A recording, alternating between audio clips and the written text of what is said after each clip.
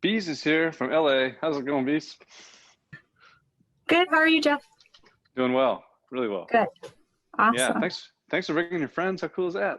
Of course.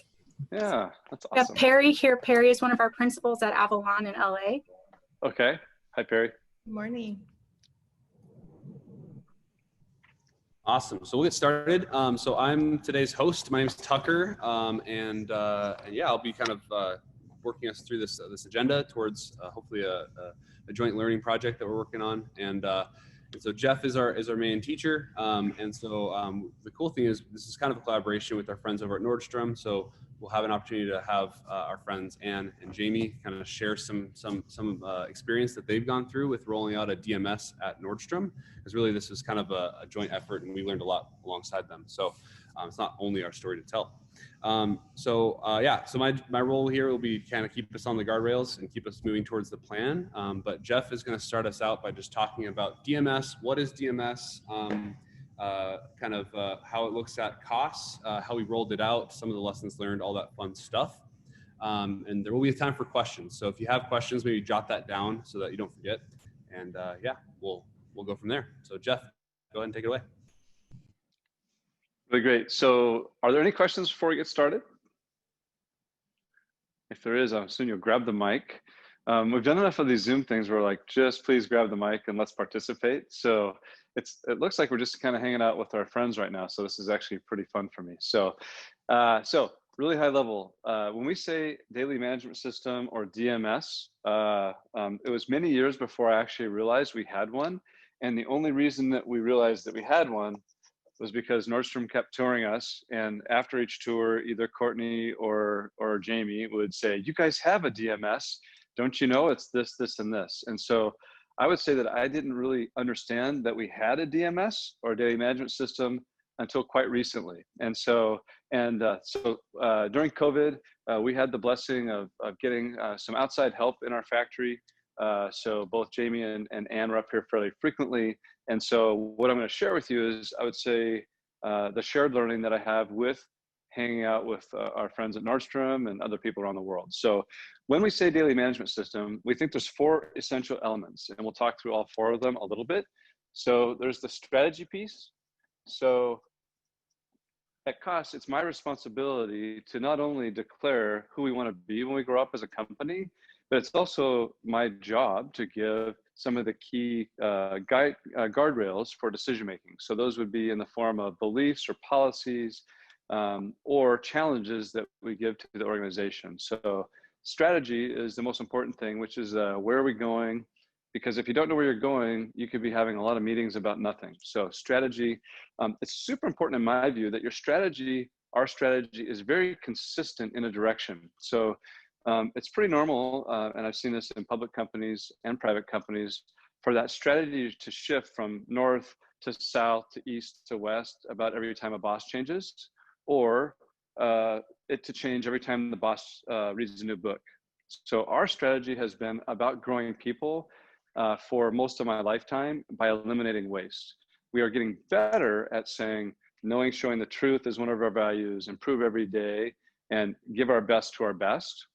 So we kind of live and die by this idea that we want to shine light to our community, which is exactly why you are here today, hopefully, that we can be a blessing to you, and that somehow, some way that you can turn what we know into something valuable for the people in your life. So strategy is an important element so that we know where we're going. It's nice if it's consistent.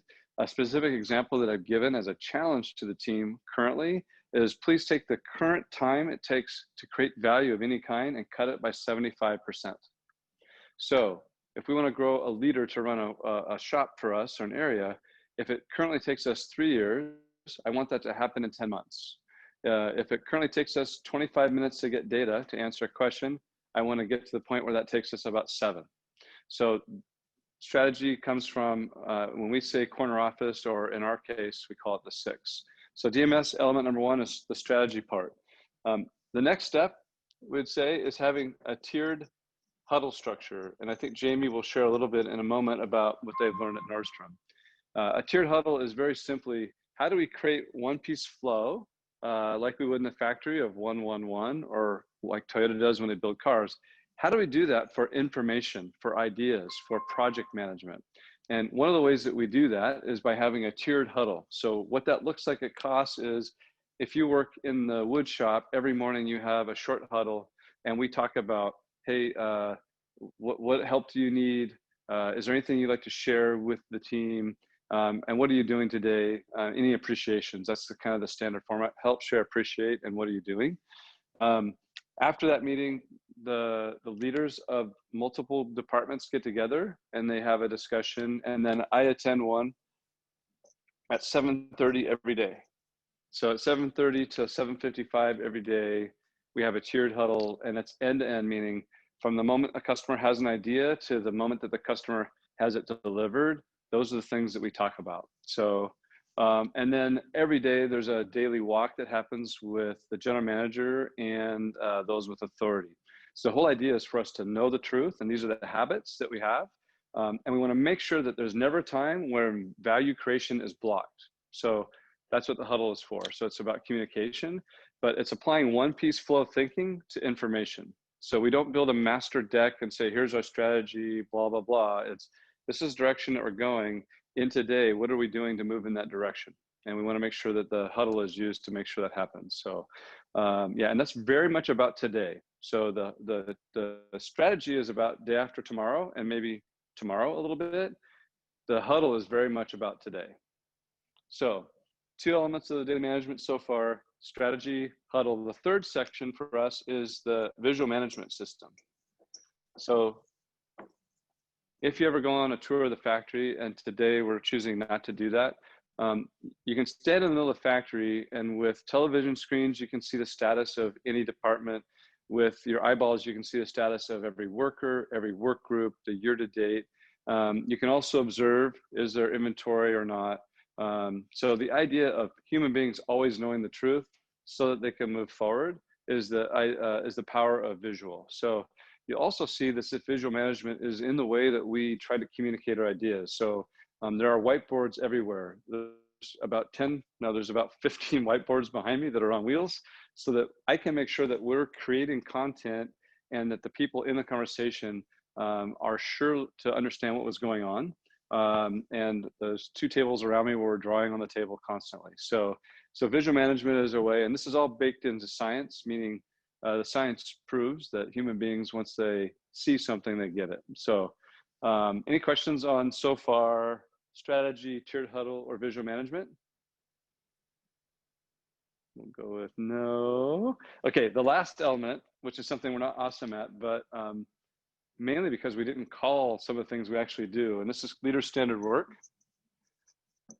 So this is the, I won't say last element, but altogether we call this the daily management. So it wasn't with yeah, I didn't realize that I had leader standard work in place until I think reflecting with our friends at Nordstrom. So I do have actually content, sequence, timing, and outcome expected, which is the standard work for my day. So what I mean by that is when I wake up in the morning, I'm a pretty rotten guy. Like the minute I wake up, I'm already thinking bad things. So I start the morning watching a sunrise, looking for what I call the air show, the birds that fly at sunrise, reading the Bible, praying, and reflecting. So every day, if I don't do my time there, I behave horribly the rest of the day. So if I am to create value in the world, I start there with coffee, and I say coffee and Christ, that's the deal, just the truth. So I start there. After that, I want to do a little bit of my own creative time alone. So coffee, then creative,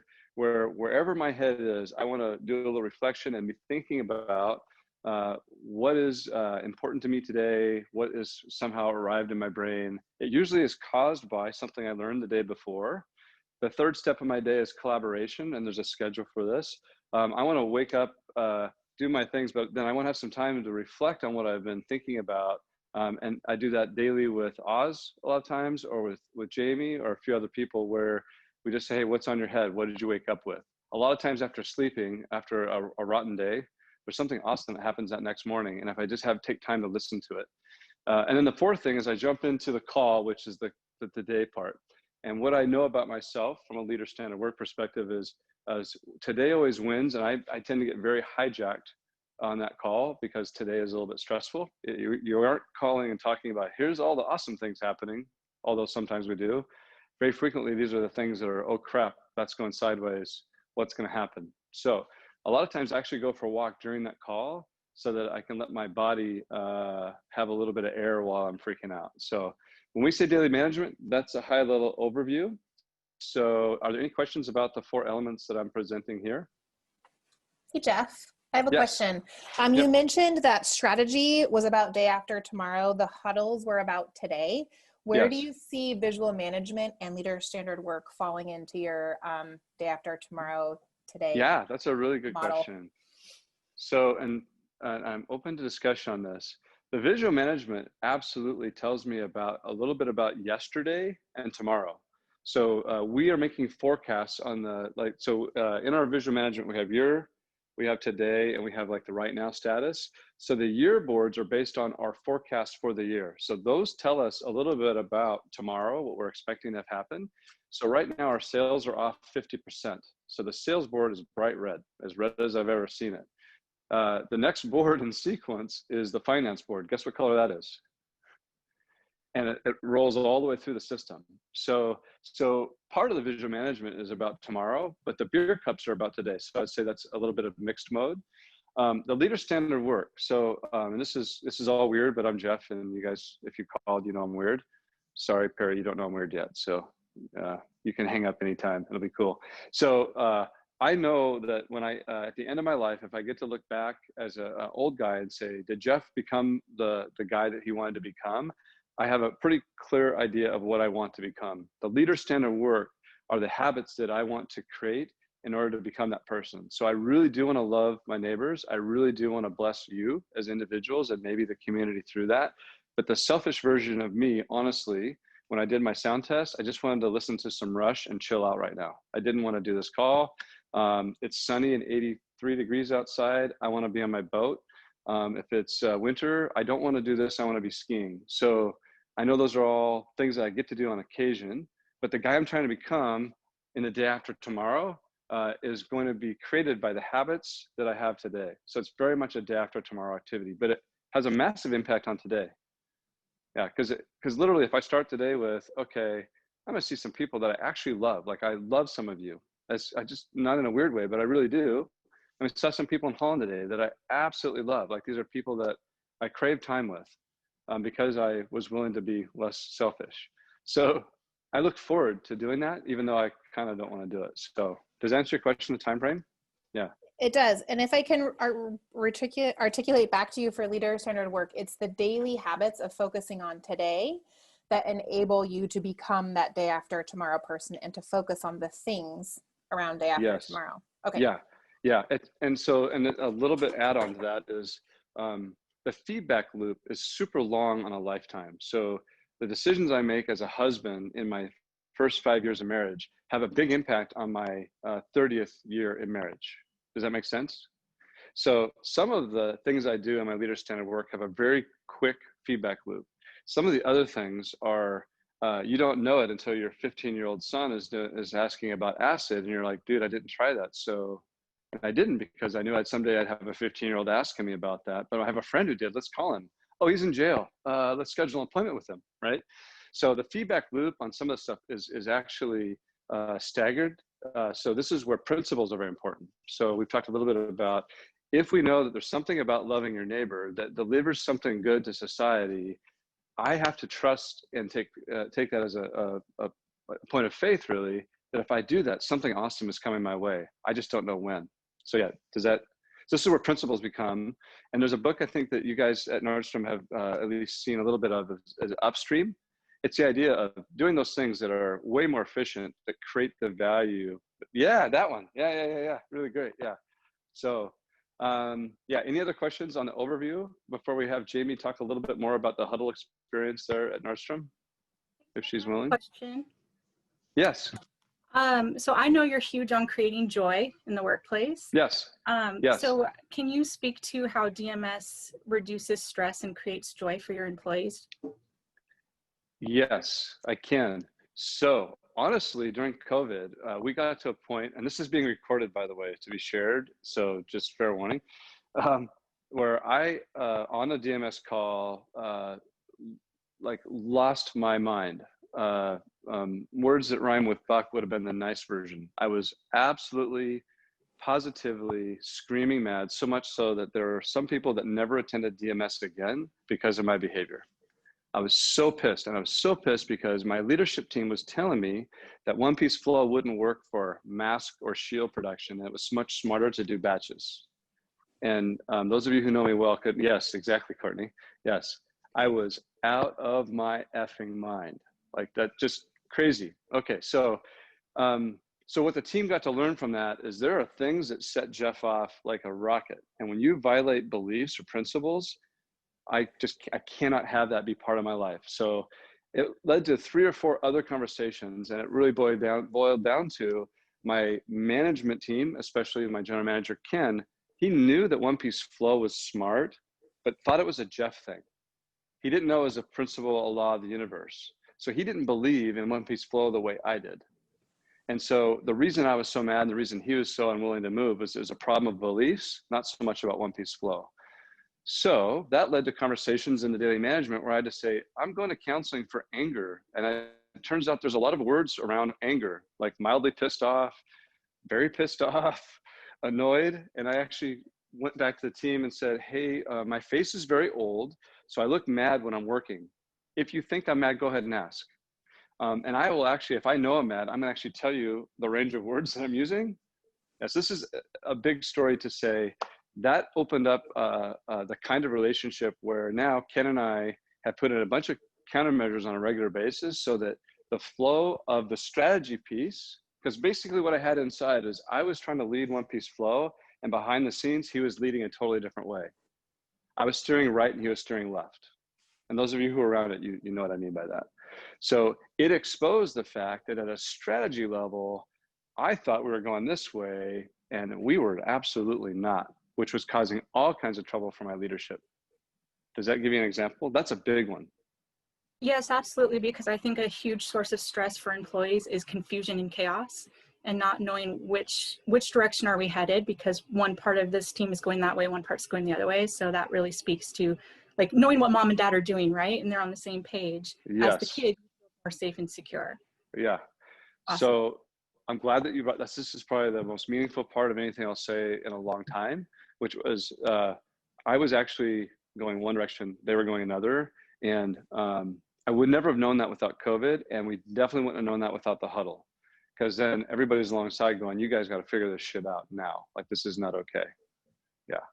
Yeah. Great question. And then thousands of little things where sales is thinking about talking to somebody and the marketing team is, oh, I can do some work on that. Or, hey, don't sell that because we have a problem with our supplier. We just got a call. There's constant, I would say that there's almost a daily where you're like, oh my gosh, that gave us 3 days of warning on something, 10 days of warning on something. It allows us to keep our promises in a way that we never had before. So yeah, great question. Yeah. Any other questions before we let, and sorry if I crossed, I realize there's, yeah. So yeah, sorry for the swearing. Yeah. So if there's not any, yeah, we're good. Yeah. If there's not any questions on the overview, if Jamie wouldn't mind grabbing the mic and just sharing a little bit about the experience that you guys have had and have with the huddle portion of daily management. Yes, good morning. Hello. Can you guys hear me? I can. Yeah. Oh, Anne says yes. I'm Jamie Bergman. I'm part of the continuous improvement team at Nordstrom. For those of you who I have not met, I see lots of familiar faces on here. Hello to you guys. So daily huddles. I was excited when Tucker asked to talk about this because at Nordstrom, we've been on a lean journey for about, I think 7 years now. Is that right, Courtney? 2013, 14. So one of the early lean tools that we adopted on the lean journey was daily huddles.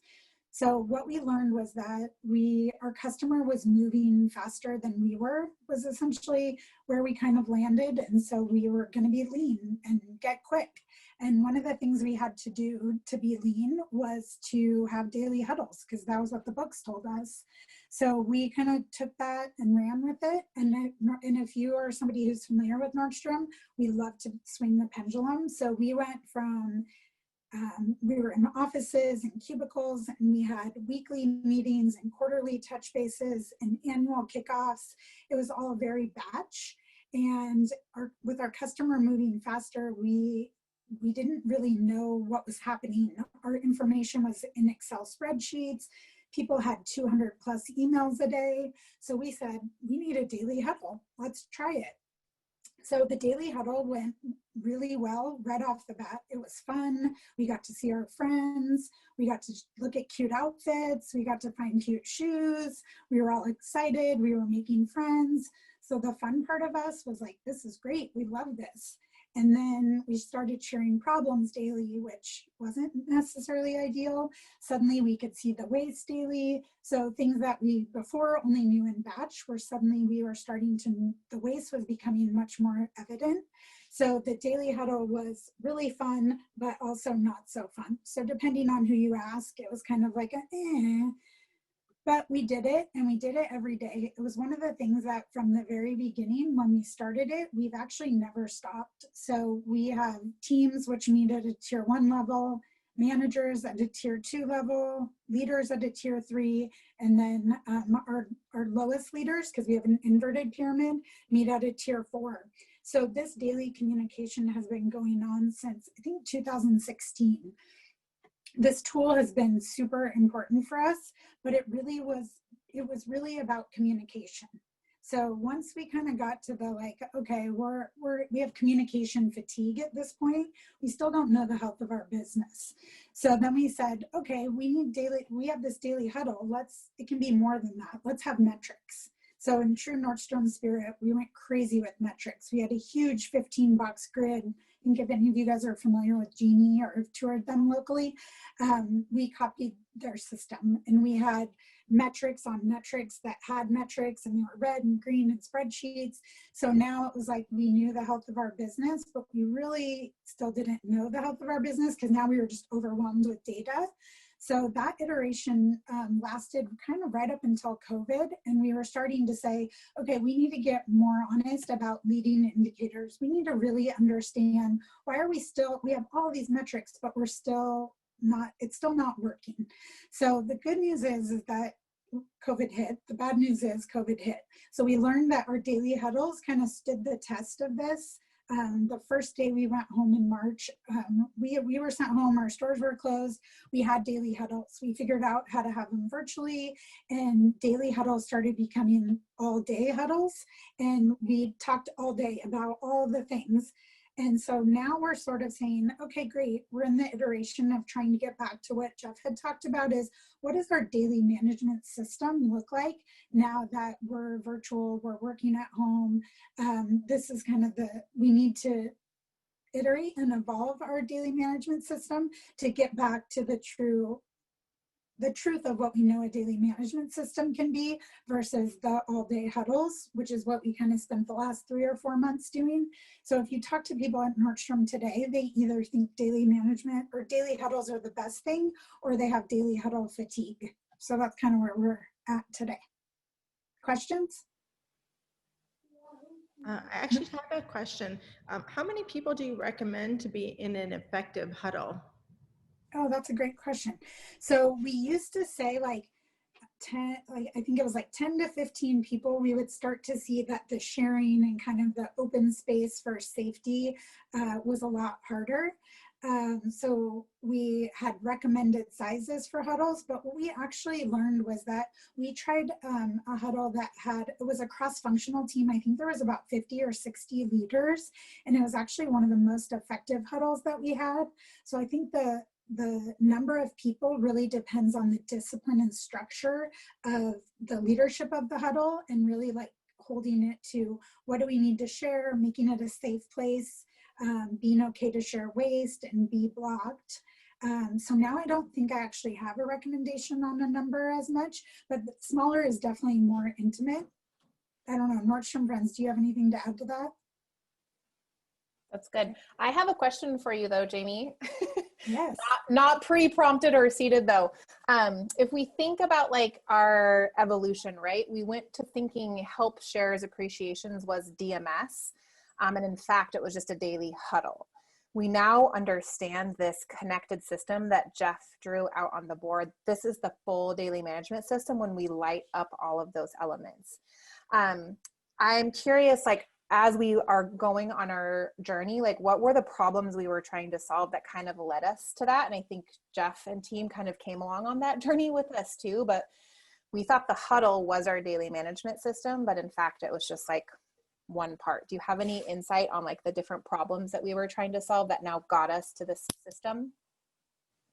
Yeah, that's a good question. I think early on, the problem we were trying to solve was communication. We needed a way to communicate. And so the daily huddle was really a really good way for us to do that.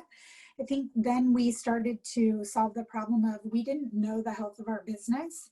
We were finding out in the sales report, which was way after the problem. So the daily huddles were good for that. I think now if we think about what problem are we trying to solve is we're trying to learn to be an organization that works virtually and is changing our operating system from selling mostly in stores to mostly online. So what does it look like to build a daily management system that can do that for us now? I don't know. Do you guys have any other problems? Jeff, did you see any other problems we were trying to solve? No, I think that you got it right. I think that's where it got complicated. Courtney waved her hand though. I think one of the other problems that we were trying to solve was just like the amount of time people spent like trying to figure out the health of their business, and how do we actually how can we have quick recognition to know whether we were on track or not. And so instead of doing these like elaborate business reviews, how do we like quickly know the health of the business and where we need to take action? That's a great call, Court.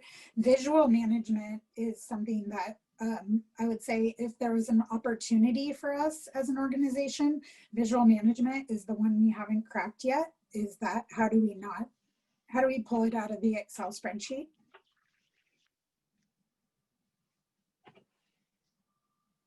Yeah, I would say that the watching when it's done well. So I can kind of do both. The group size for us, it's the lowest number, which is sufficient that work never gets blocked.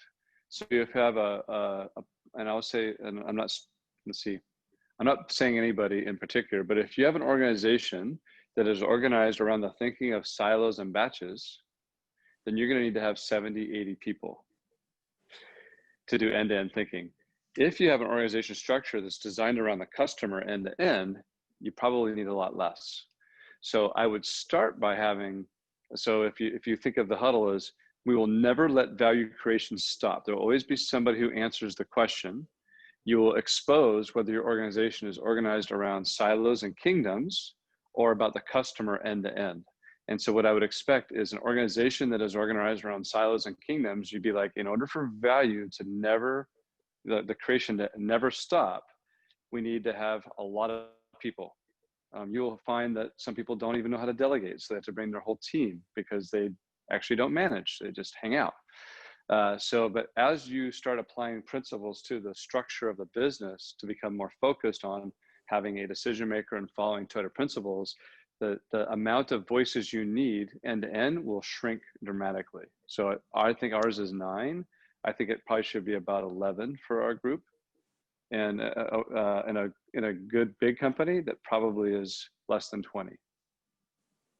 Yeah, and for sure, the problem recognition, Courtney, that's a really good call out. The problem recognition, it was what I observed early in your days was we knew about something much faster, and I could take action much faster. So we sped up the value creation process by knowing either good information or not good news, bad news, or data, so that we could keep moving. So I think that's a really good call out to say it definitely gets movement happening.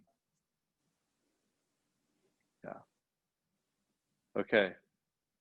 So thank you, Jamie, for presenting. That was really cool. That's the first time we've done that. We'll do that again.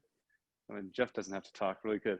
The rest of the time, we can just do open format. If there are further questions on each of these, our intent is to have questions and answers that can actually be given out to the world as here's a question about daily management, here's an answer. So either you have a question that you really want to answer to, or as part of the content that will be available to you later to use for your teams to train, ask questions that you think answers would be valuable to the world on, and we'll have something to give away. So if you're interested in doing that, grab the mic and ask a question. And we can cover any one of the 4 elements, doesn't matter to me. If you're less comfortable with, feel free to drop a message in the chat section so that I can read it out as well. So I'll be monitoring that.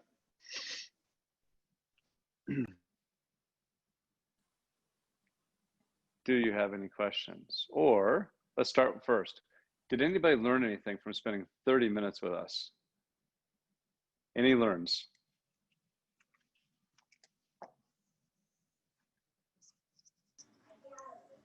I loved the how you talked about the different elements of the today after tomorrow today, that element of connecting all the system. And then honestly, as one of Jamie's colleagues at work, like I just loved hearing her tell the story. I think she tells it great and like articulating it, and took me kind of like back through our whole journey. And so that brought me joy, and I loved that. Great job, Jamie. Awesome, thanks for sharing. And I hate to leave, but I have to leave to go to another meeting. But thank you so much. Good to see you. Yeah, okay, thanks for jumping in. Good to see you guys awesome too. to see you smile. It's great. Okay, bye, Court. Bye. Anybody else learn anything? Yeah, if it's okay, I learned about your clever business about time boxing in between 7:30 and 7:55, which is a nice suspicious number. So we've been doing it from 9 to 9:30, and I noticed things tend to run over. So if I did it from 9:25, I think that would stick out in people's minds. I think yeah. What we have found is using weird numbers always works. So even if specific 8 o'clock, it doesn't work, but if it's 8:01, it just drives different behavior. Yeah, another thing that we're doing with our huddles is they're creating standard work. When I say they, it's the team, for the person who's hosting. So we rotate the host, or the, what do you call, facilitator, every week, and they're creating standard work for that. And we've been actually really good at getting done on time every day, which is really kind of helpful. So yeah, that's a good observation.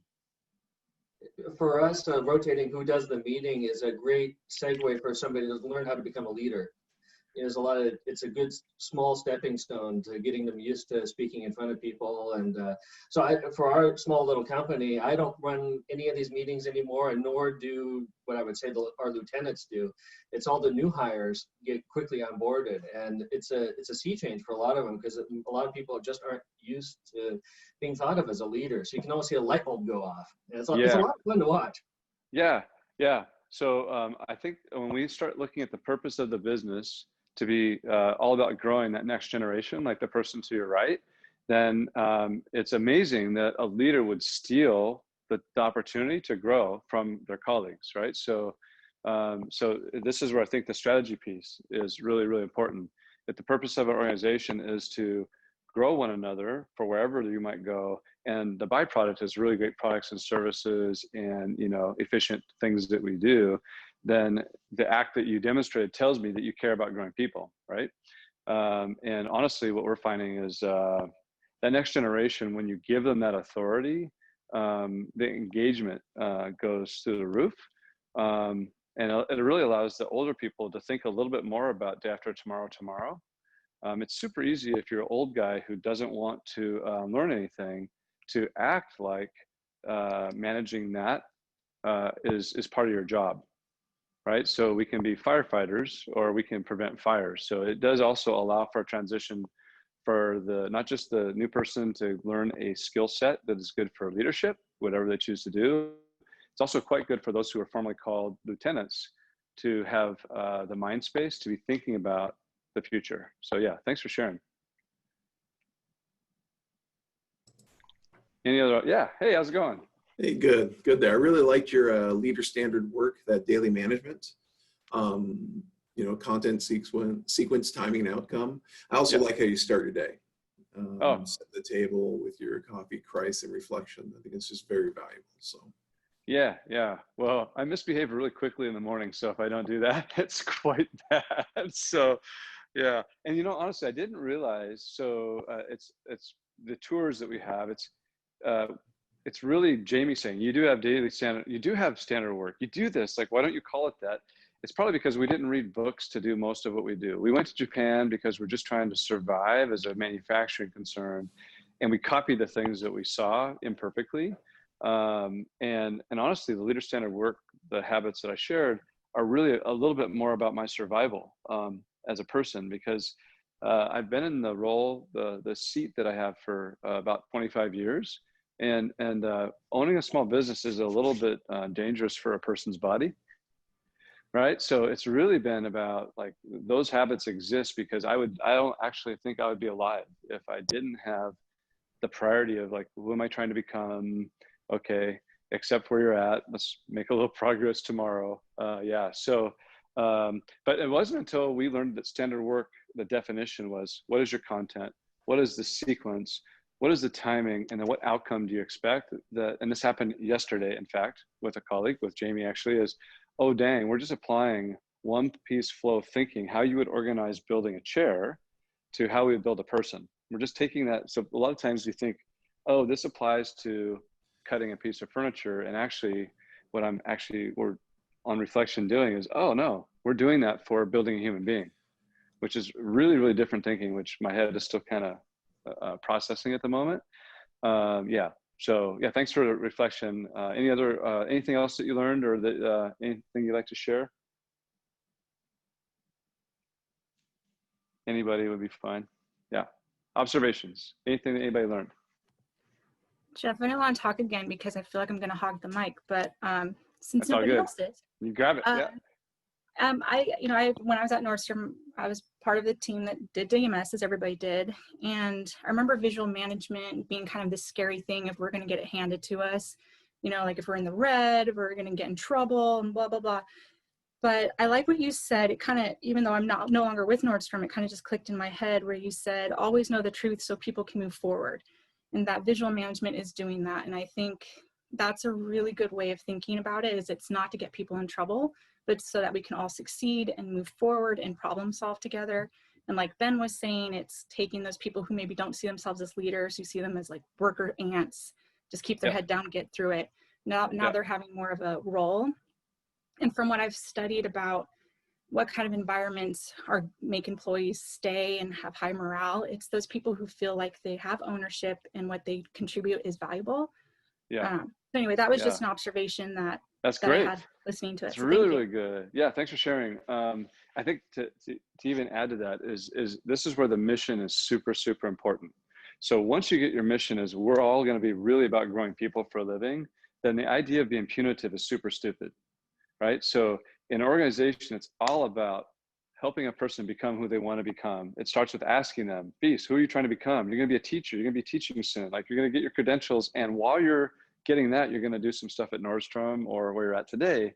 So if it's all about you, then it's super hard to be punitive when you bring truth to me. So I think the whole fear of a lot of this stuff is because a lot of the management systems have been driven by finance people trying to make more money, as opposed to inspired leaders who are looking at their calling in life saying, we get to make a living building beautiful clothes for somebody. And this is important to the people who get to make it, as well as the people who receive it.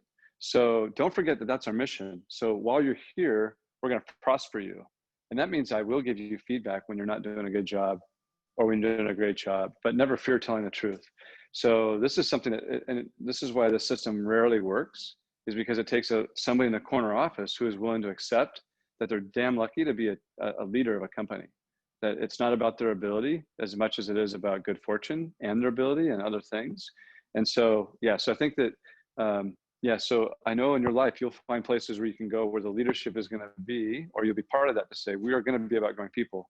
And a way to do that is to take this evil stuff away. Fear should not be part of the equation at work. That is absolutely wrong. Yeah, thanks for sharing. To build on that, Jeff, I think from my perspective, the biggest thing is building that trust between the frontlines workers and the leaders, because like there are certain areas of the shop that have maybe certain leaders that come in a little hot, and like you said, their face looks pissed off, and what that kind of does for certain cultures and subcultures that we have here at Kaas is it can instill fear, therefore red doesn't come up, and therefore problems don't arise. And so really the thing for us as leaders we have to keep in mind is like how we show up, even if it's like, you know, just one day out of a whole month that we show up really terribly and we don't like own that and apologize and make amends, like it really can have a damaging effect and impact to the comfort level of people knowing and showing the truth, right? So if I come down hard and heavy on my team in the wood shop right now, and I don't like acknowledge that I was wrong, they're probably going to be less inclined to like bring up when small or even bigger problems arise. So yeah, it's something we face every day, but yeah. So just to add to that, the huddles are a really good way to expose the opportunity for us to get better at working together. So I'd say that yes, you can talk about the information, the value creation of huddles that's the work part, but the adaptive part that you gain by observing. So I'm observing and learning, and I'm able now to receive coaching and give coaching from all people who are in those calls. So the huddles actually, my greatest appreciation for that is the adaptive part, not just that we're getting work done. So, okay, those are great observations. So any questions under the sun that, since we're all together and we have a little bit of time together, are there any questions that anybody would like to cover that we haven't covered that are general interest about this subject? I'm going to play and ask a question. Nice. That's so fun. So like, I mean, I've been up there, I've worked with your team, and obviously working at Nordstrom, but Jeff, I'm curious if you could elaborate more. So as you're talking about connecting your DMS system, and you said a minute about how you're working on building your people or your teams in Bit and in Flow. If we look at where you were to where you are now, can you expand or share a little bit more around what that means to build your people in Bit and Flow, and how are you doing that? Yeah, really great. So thanks and you helped create all this, so that's all good. So to take the example that I gave earlier, the normal frequency that Ken and I would actually talk about stuff was very batchy. It might have been every quarter or every month, and it would be about things on a review or something that the HR department gave, which were just horrible things to talk about. They were never actually very valuable to us. It might be goal setting things. So I would say that's kind of batch, and it's a little bit, what's it called when you're like, act like a parent? Like it's not even, like it's weird, right? So so after the blow up and after I think a little bit of repentance from both of us, and where I think grace and mercy are words that we both needed at the moment, we committed to more frequent conversations. So what that looks like today is I see him every day in a huddle. And one of the things that he taught me about him is he doesn't like surprises. So prior to the huddle, if I add a card for either help, share, appreciate, or something that I'm doing that is a little bit maybe, could be stressful. For example, there's something on the website and I was really pissed and I put it on the help, please effing fix this. Sorry to fill in the blank, but that was my deal. But I circle it, take a picture and say, Ken, I'm adding this. And then he might give me feedback. Hey, could you take the F word out of it? But so one specific change that we've made is before the huddle, I send him a picture of the things that I'm adding that I like to talk about. And there are times when I delete a card from the Trello board so that I can talk about it more ahead of time. The other thing we're doing is because from 8:55 to 8, he doesn't have a meeting. He calls me and we talk about what did he observe in that call. So we're actually talking about what is he observing, and what I'm finding is he's observing a lot and he's actually taking action on a lot of things. So rather than me making up stories in my head, oh, he isn't paying attention, he actually is demonstrating that he is seeing things, and I have very little to add. So I'm coaching in the moment. And so I'm in a position where I can say, hey, when I said that, did I come across as an ASS? And he'll say, yeah, you did, totally. So it gives me the feedback I need. So that's just a very specific way that we're moving in little bits. And I'm actually in a position to observe his behavior and the way he's acting and looking. And you've been around him a little bit. So his face looks serious all the time, right? Really, really serious and kind of mad. And actually, if he's mad, there's a reader board that pops up and actually says, you're a complete idiot. I think you're stupid, really stupid. So I'm in a position to say, dude, your reader board was on. And if I was that person getting that feedback, I read, I'm stupid. So yeah, so that's how we're doing it in Bit. And it's actually way cheaper. So if you think about, okay, cost, quality, defects, all the things, more joy. we're experiencing that just in that. Yeah, does that answer your question at all? It does. And what I heard you say, well, your example was with one person and it was with Ken. You guys have working agreements. You have a space through your leader-centered work to have alignment and seek clarity from each other. And you've established these working agreements on what you need from him and what he needs from you. But then also, I know what's super important is your feedback loop. And you have that built in too on how you guys give each other as leaders feedback, but also where do you need to go your ways out in the business. So just those simple touch points as a part of daily habits allow you to create space for that relationship. How I heard you tell that story. Yeah. And so thank you. This is part of what's fun working with you is it's in flow now. So what I had a problem before was if I observed something in a meeting or something in the week, I'm like, oh, that was kind of shitty. If I gave him that feedback a week later, it seems like a really big thing. So therefore, he would overemphasize that because I took the time to notice that. So now I can give little bits, and it doesn't get the attention that it used to. It gets the, oh yeah, okay, I can work on that, as opposed to I'm gonna put together a 3-point plan and get better at it. So yeah, and I would say we're a little bit loose on working agreements. Like we don't necessarily document it as much as we probably should, but it is in fact an agreement that seems to be working. So yeah, good question. Thank you for asking.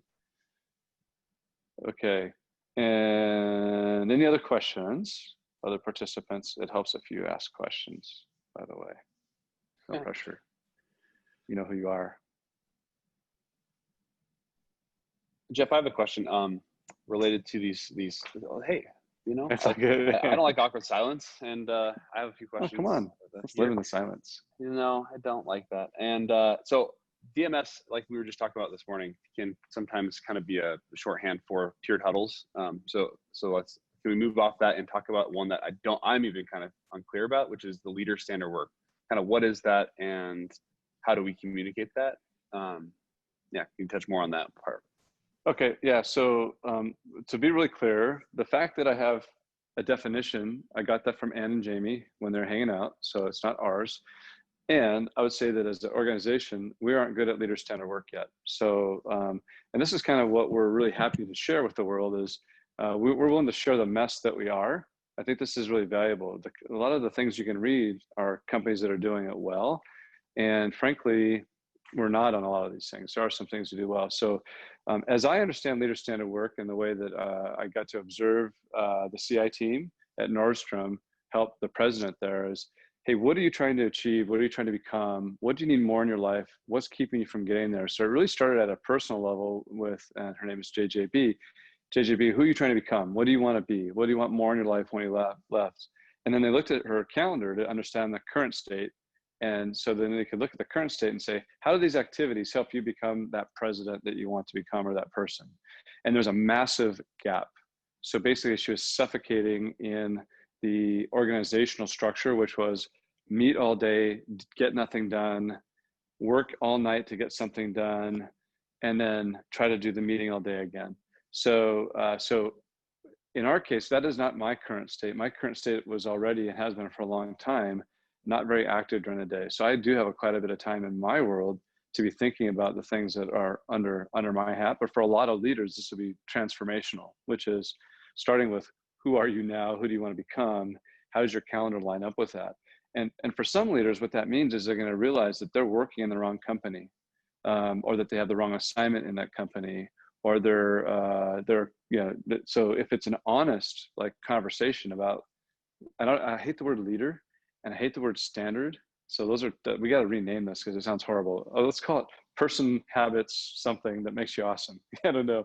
So, but anyhow, so it's really what we want to really build in. So Tucker, for example, you have actually built this. So you can say Jeff has a schedule, that's fine, but you're trying to help Alex become a technical leader because that's something he has said, I want to become. We have the list of known competencies at Kaas that we say, if you have these competencies, you'll be qualified to lead anywhere, not just at Kaas. And here are the behaviors and the training you can use to get to those competencies. So you have a scheduled time where you're coaching him in the direction of his challenge on a, let's say daily or sometimes multi times a day. So leader standard work is having an intentional strategy, or where do you want to go, a direction you're trying to get to, and building the habits and the schedule and the resources to move in that direction.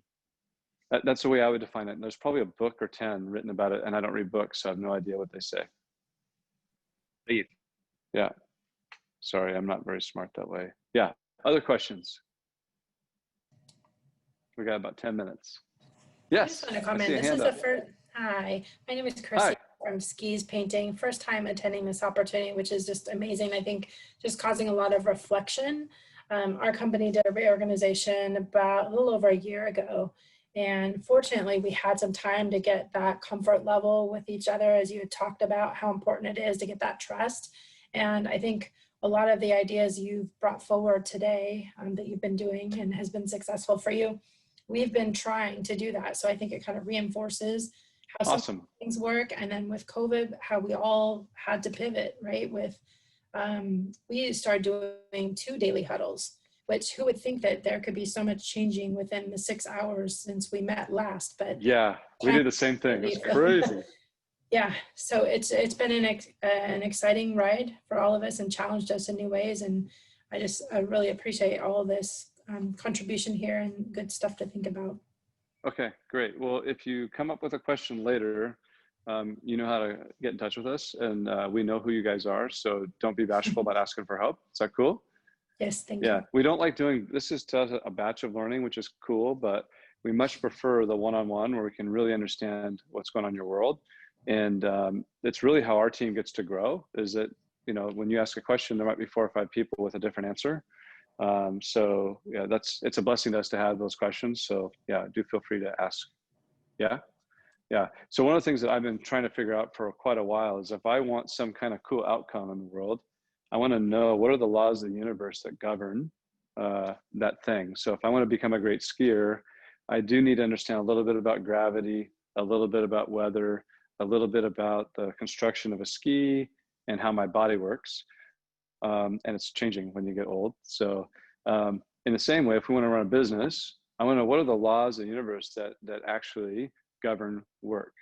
And so what we definitely know for sure is work, when it's done really well, it really feels like hobby. It feels like dancing. It feels like skiing. When we are doing flow and doing it well, the idea of toil in our garden kind of goes away, and we get to experience a more abundant life. So as you look at these principles, I just want to encourage you, learn them, document them, teach them, test them. But once you've aligned on those principles, absolutely die for them. Just go, because what you will find is the more that you can trust those principles, that gives you the upstream habits and activities in place that will cause really cool stuff to happen, that'll be way better than your business plan could ever imagine. Most of the coolest things that I've seen happen in this little bit of time, the fact that I get to know the Nordstrom people really came because I trusted upstream that if I love my neighbor, I get to meet cool people and cool things will happen. I wouldn't get to know Beast if it wasn't for that. Like, I would never have met her, and my life is richer as a result of it. And I would never write that in a business plan. So I guess as you seek these things out, and if you have questions, we have a list of, I know the second law of thermodynamics. It's real. Things are moving from order to disorder. Oh crap. I better do something about that one, right? So there's a lot of them that are outside of loving your neighbor that I think are laws of the universe that might be useful to you. So yeah. Yeah, and again, that's about flow. It's about creating value without going backwards. If you cooperate with gravity, you don't go backwards, you don't have rework, you move in line with gravity. So this is all with the idea of how do we create the most value possible till we get to our finish line. Yeah, great. Any other questions before we call it an afternoon or a morning? What is it? Yeah, it's morning. So weird. I was in Holland a little while ago, that's why I thought it was afternoon. Technically it's evening there now. Yeah. Any other questions or observations that you guys like to cover before we close up?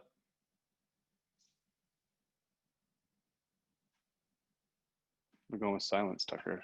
Hold attention. Yeah, so I just want to close with saying that, like, almost all the things that we got to talk about today, the information or the knowledge that we have was really caused by us spending time with people outside of our business, especially with Nordstrom. So literally the thing behind me, that's because you at Nordstrom collaborated with us to help us understand what this is.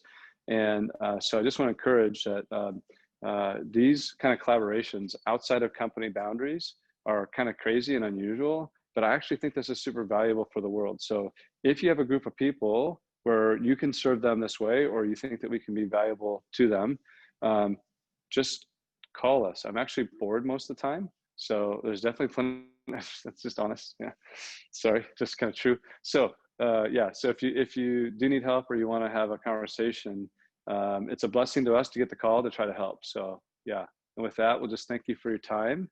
Thanks for letting us record this stuff. And yeah, text us if you have any other thoughts or things you'd like to cover again.